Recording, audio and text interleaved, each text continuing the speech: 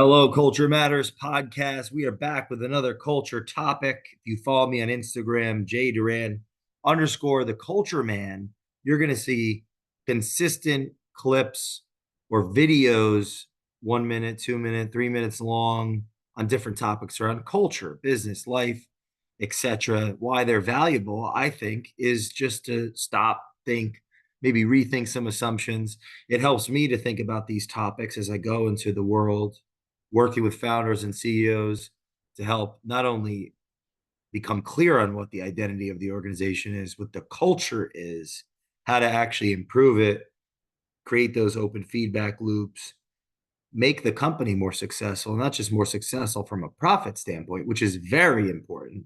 So you can reinvest in the business and continue to create careers and upward mobility, but also meaning, purpose, excitement, energy, positive energy, things that translate and actually impact people's lives. And so these culture topics are going on Instagram, and I'm elaborating on them on the Culture Matters podcast. So today we're talking about my criteria for hiring to build a winning culture. Criteria for hiring to build a winning culture. So here are three things, right? Three criteria, let's start, to build a winning culture. We want entitled people. We want siloed people, and we want arrogance. I'm just kidding. We want responsibility. We want transparency. We want humility. However, this is the catch. We could say we want responsibility, transparency, and humility. We could say that till we're blue in the face.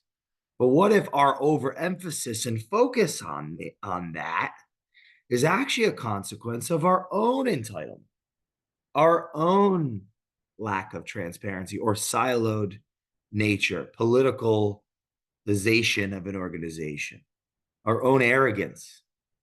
See, we're often focused on what criteria we're looking for hiring. We can overemphasize on the other and de-emphasize the self. We can forget our own part in that, let's say, recent poor hiring decision. Oh, that person really didn't work out. I didn't see it coming, or I should have listened to my intuition or trusted my gut, or let go of them too sooner, but I didn't. I was afraid to, or I had some reason why I couldn't or wouldn't. I want to challenge that thought and say, yes, okay, there's partial truth in that. I believe you.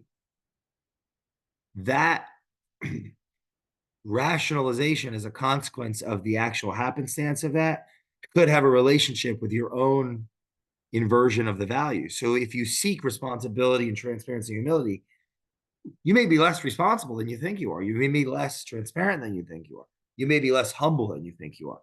Because you and me, I played a role in every enemy that I've created. I've played a role in every former friend. I've played a role in relationships that I could easily deem and consider negative. So I want to invert the conversation and actually try to figure out what degree of responsibility I had in what I said or didn't say and how I acted or didn't act.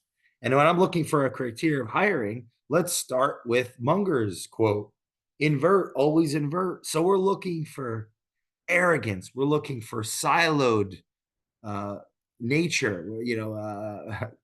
We're the non-team player. We're looking for entitlement. We're looking for do as I say, not as I do. That's what we're looking for. And this is why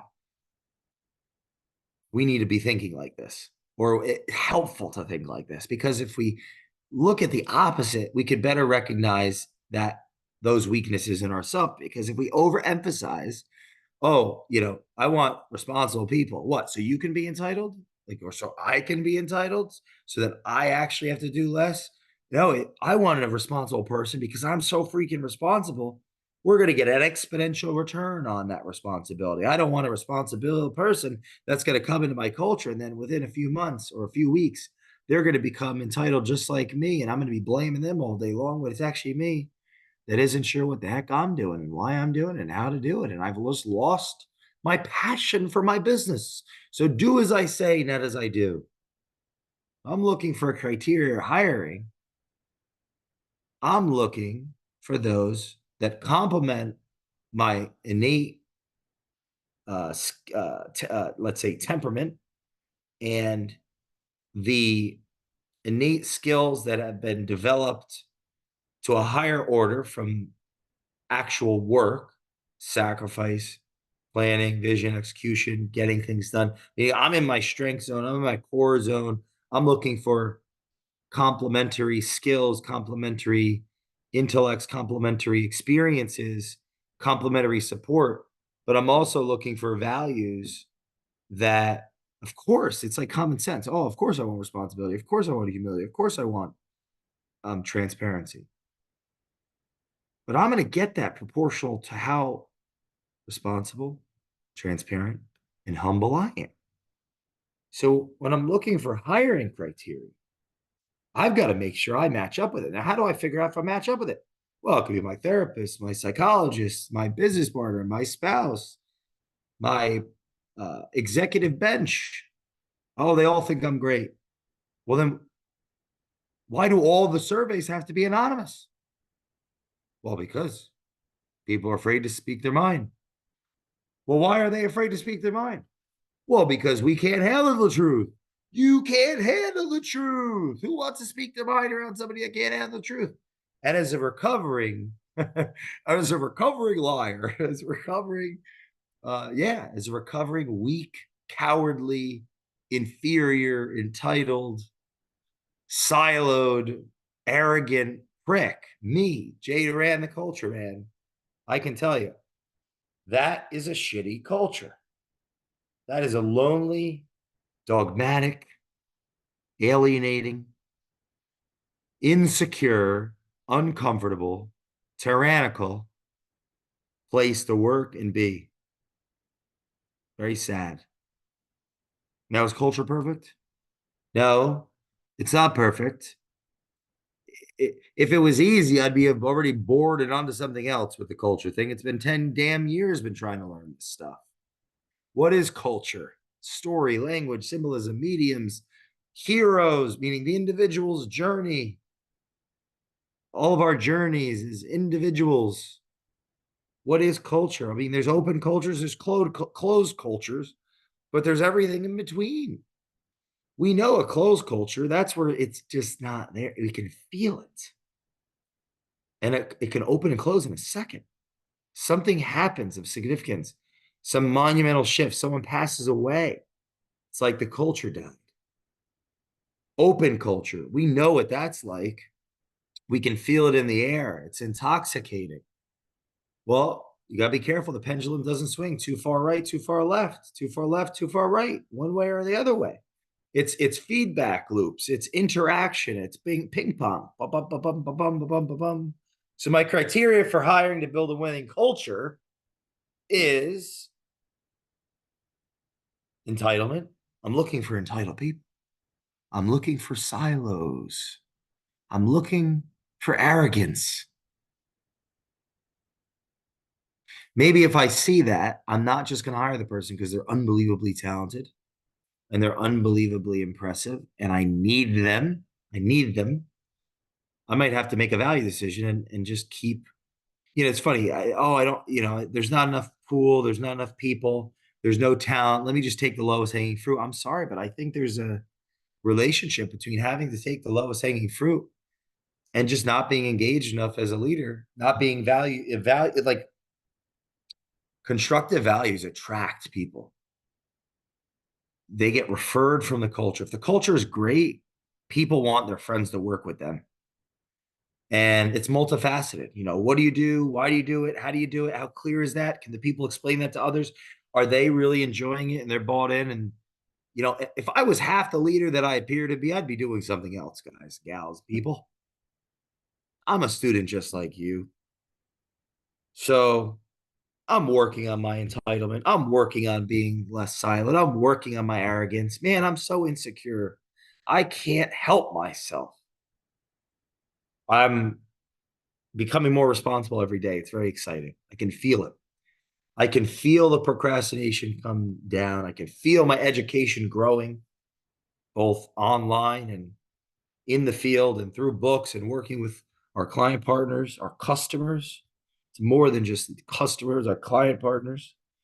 I'm more transparent every day. If you follow the podcast, you're learning more about me and who I am as I mature and become more educated and feel safer to share who I am with you.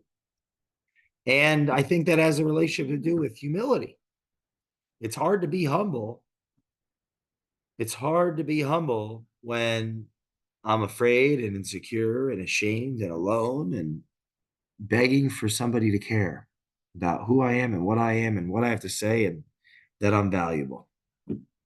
So, well, my criteria for hiring to building a winning culture is hiring values that are the best, a better, a quality representation of my potential, recognizing that other people can't replace the importance of me as a founder, but they add to it and their thoughts, feelings, and emotions.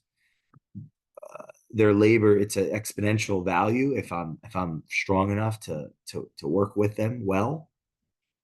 And the more responsible I am, the better I can manage paradox, which is a component of being in the organization outside and outside of the organization. In the organization, it's the employees, the customers, the vendors, the relationships. Then there's like purgatory between that and the outside world, that explored, unexplored territory. Outside world is the unknown, the potential customers, potential employees, potential investors, potential bankers, potential vendors, potential. This is a lot of fun, having fun with each of these culture topics. Please follow me on Jay Doran _ the culture man on Instagram to see the shorter videos. This is a longer form of criteria for hiring to build a winning culture. Follow me on Jay Doran _ the culture man. Buy 30 Days of Thought. Leave us a review on the Culture Matters podcast and tune in every week for culture topic. Comment on Instagram and share what topics that you want us to produce and talk about, and we'll do it. See you next time on the Culture Matters podcast.